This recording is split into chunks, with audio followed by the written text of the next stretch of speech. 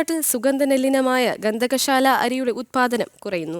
ജില്ലയിൽ ഏറ്റവുമധികം ഗന്ധകശാല കൃഷി ചെയ്യുന്ന പുൽപ്പള്ളി ഗ്രാമപഞ്ചായത്തിലെ ചേക്കാടിയിൽ ഇത്തവണ ഗന്ധകശാല കൃഷി പകുതിയിലേറെ കുറഞ്ഞു. സർക്കാർ സഹായ പദ്ധതികൾ ആവിഷ്കരിച്ച് നടപ്പിലാക്കിയതാണ് കർഷകർക്ക് കൃഷി ഉപേക്ഷിക്കാൻ കാരണം.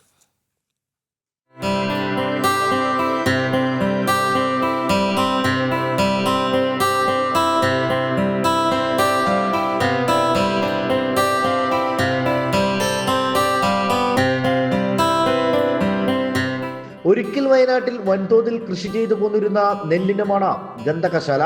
പുൽപ്പള്ളി, പനമരം, തവിഞ്ഞാൽ തുടങ്ങി ഒട്ടനവധി ഇടങ്ങളിലാണ് ഇവ കൃഷി ചെയ്തു പോന്നിരുന്നത്.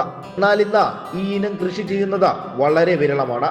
ഗന്ധകശാല കൃഷി ആരംഭിക്കുന്നത് മുതൽ വിളവെടുപ്പ് കാലം വരെ നേരിടേണ്ടി വരുന്നത് ഒട്ടേറെ പ്രയാസങ്ങളും. കൊയ്ത്ത് യന്ത്രം ഉപയോഗിച്ച് ഗന്ധകശാല വിളവെടുക്കാൻ സാധിക്കില്ലെന്നതാണ് പ്രധാന പ്രശ്നം. തൊഴിലാളികളെ ഉപയോഗിച്ചാണ് ഗന്ധകശാല വിളവെടുക്കുക. സംസ്കരണവും പ്രയാസമാണ്.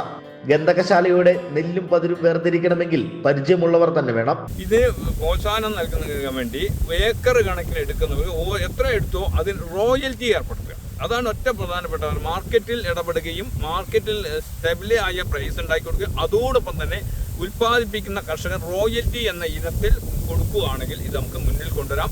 ലോകത്തിന് മുമ്പ് വിൽക്കാനും പറ്റും. ഞാൻ പറഞ്ഞത് ഇതൊരു വലിയ ബിഗ് മാർക്കറ്റ് ഉണ്ട്. പക്ഷേ ഇത് ഉപയോഗപ്പെടുത്താൻ ഇവിടുത്തെ കേരള സർക്കാരിനോ അല്ലെങ്കിൽ ത്രിതല പഞ്ചായത്തുകൾക്കോ അല്ലെങ്കിൽ മറ്റേ ഉദ്യോഗസ്ഥന്മാർക്കോ അല്ലെങ്കിൽ മറ്റ് ഏജൻസികൾക്കോ കഴിയിട്ടില്ല. ഇത് വളരെയധികം നമുക്ക് പ്രതീക്ഷ അറ്റുപോയിക്കൊണ്ടിരിക്കുന്നത്. അതുകൊണ്ട് ഇതിന് പ്രാധാന്യം നൽകണം എന്നാണ് നമുക്ക് പറയാനുള്ളത്. ഇത്തരത്തിൽ എല്ലാ പ്രതിസന്ധികളെയും അതിജീവിച്ച് വിളവെടുപ്പ് നടത്തിയാൽ പോലും നെല്ല് വിപണിയിൽ എത്തിച്ചാൽ ന്യായമായ വില ലഭിക്കില്ലെന്നും കർഷകർ പറയുന്നു.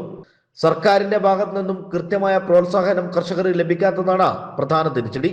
പ്രത്യേക നെല്ലിനമായി ഗന്ധകശാലയെ പരിഗണിക്കണമെന്നാണ് കർഷകരുടെ ആവശ്യം. ജനം, വയനാട്.